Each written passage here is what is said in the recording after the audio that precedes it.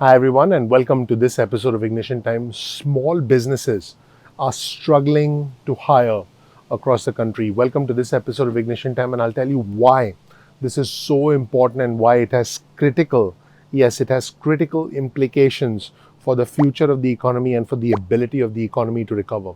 Here's a big reason. I'll jump into it right away. A lot of small businesses are finding it hard to maintain workers and to retain workers, primarily because the larger employers who can actually pay more money are now attracting and poaching workers because workers can work remotely. So let's say you work in a small town, but what if a larger employer from another town gave you the opportunity to work remotely and offered you more money? You're likely to say yes, and that would mean that the smaller employers, the smaller local employers, are likely to suffer. Here's an article on your screen from the Wall Street Journal, and as always, we'll provide you with a link to all of our references in the description section below. Small businesses fall behind on hiring as inflation takes a toll. In fact, companies with under 50 workers actually lost individuals in 3 of the past 4 months. Folks, this is absolutely dangerous because the driver of the American economy is small business. Small businesses that hire local workers drive the American economy, and basically, small employers are finding it difficult to keep up with wages and benefits because more and more people want higher wages and higher benefits. In fact, small businesses are losing ground in the hiring game. And this is a quote from the Wall Street Journal. Owners of many small businesses say that inflation has added to the pressures of an already tight job market, making it increasingly difficult to keep pace with the wages and benefits offered by larger employers. In fact, this is crippling small businesses and causing small businesses to potentially shut down across the country. In fact, at Galsdorf Logging Inc., which is a company in Rickerell, Oregon, and the headcount there is actually stuck at around 20. And this is a logging contractor is saying that they can barely keep their 8-person crews fully staffed. Think about that for a second. An 8-person crew cannot be fully staffed. In fact, according to Mr. Galsdorf, he said this: if we keep retreating from this problem, we will never solve it, and that will be the end of my business. If we just hang on, we will be in a better spot. So small businesses across the country are actually struggling. In fact, 63% of small business owners say that hiring challenges are actually affecting their ability to operate at full capacity. And this was according to a June survey of more than 823 small businesses.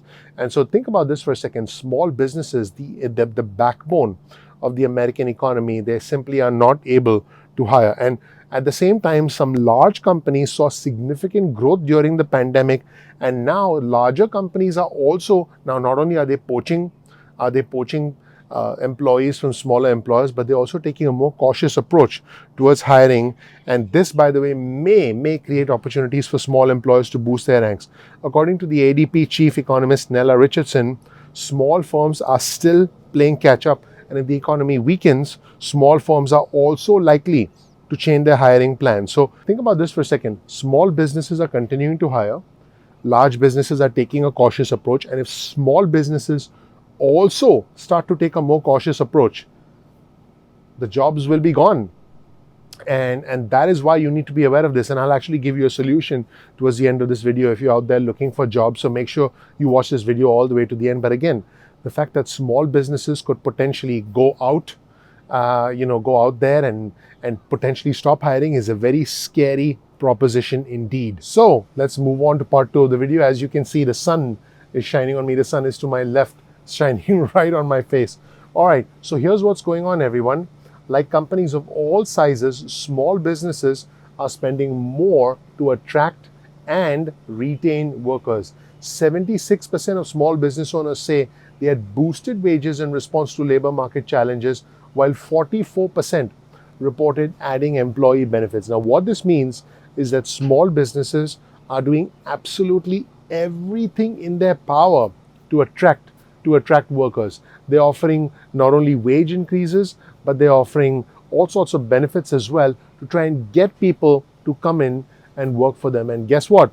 It's becoming harder and harder to actually find people to work. This is an unbelievable situation in the American economy where inflation is at a 40-year high, gas prices are higher than they've ever been.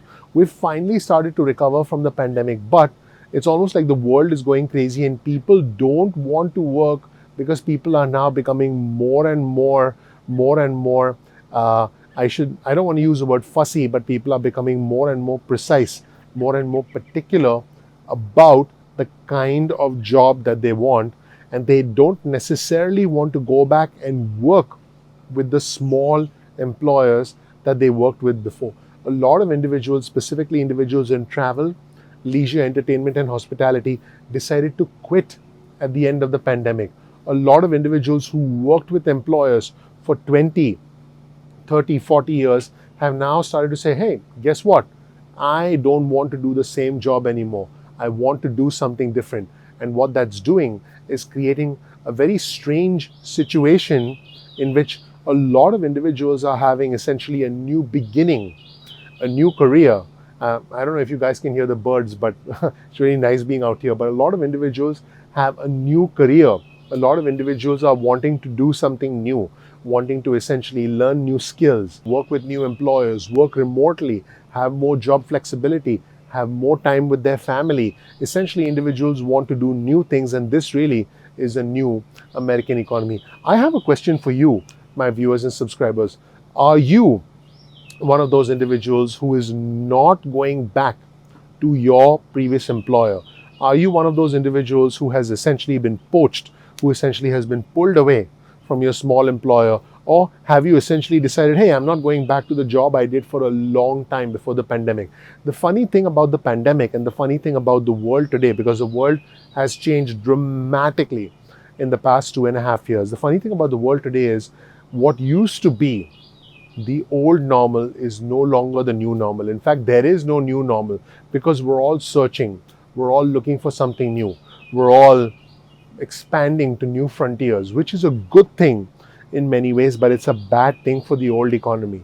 It's a bad thing for old employers who are not quickly adapting, or who are not trying to adapt and trying to retain employees, because if a business does not adapt and doesn't evolve with the times, doesn't evolve to say, oh my god, this is what I need to do to attract employees, maybe I need to change my service offering to be able to continue attracting customers, the old businesses will unfortunately go out of business. And that is exactly what is happening. Let me know whether you agree or disagree with this new assessment of this new economy, where small businesses are going out of business. Yes, you heard that right. Small businesses are going out of business, and new businesses, larger businesses, are taking employees. But what is potentially a more dangerous trend, like I pointed out at the start of this episode of Ignition Time, is that a lot of large businesses are starting to cut back on hiring. And if they cut back on hiring, potentially small businesses can as well.